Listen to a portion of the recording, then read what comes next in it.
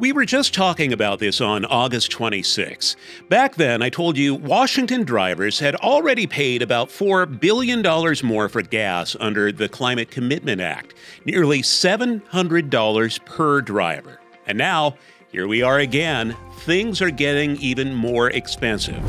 Gas averages $4.66 a gallon here now. The national average? $3.19. Washington is now number one. We have passed California for the highest gas prices in the country.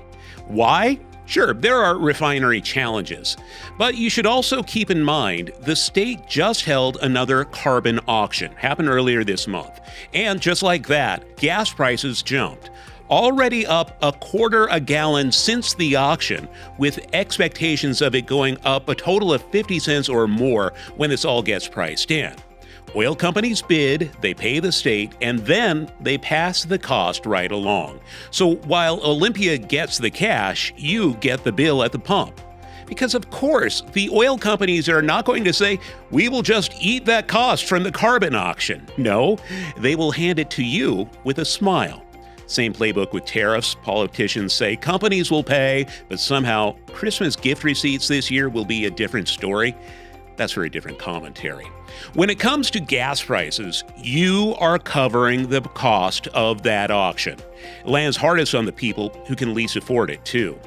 The nurse driving from Federal Way to Swedish Hospital, the contractor hauling retaining wall blocks from Monroe, the single mom in Tacoma working 2 jobs in a 15-year-old Camry. They can't just buy a Tesla or lease an EV.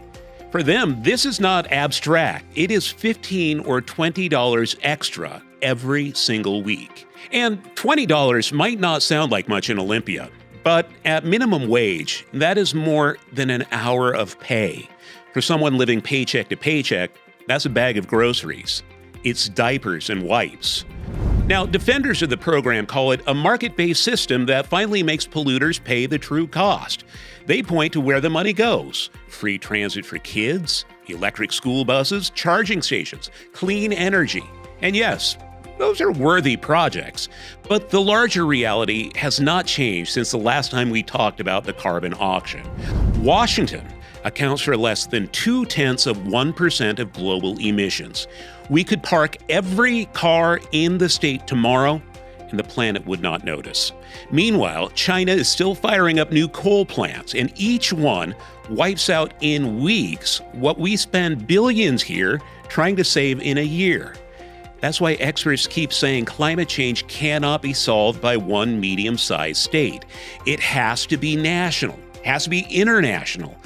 Otherwise, Washington families are paying billions for what feels like symbolic progress.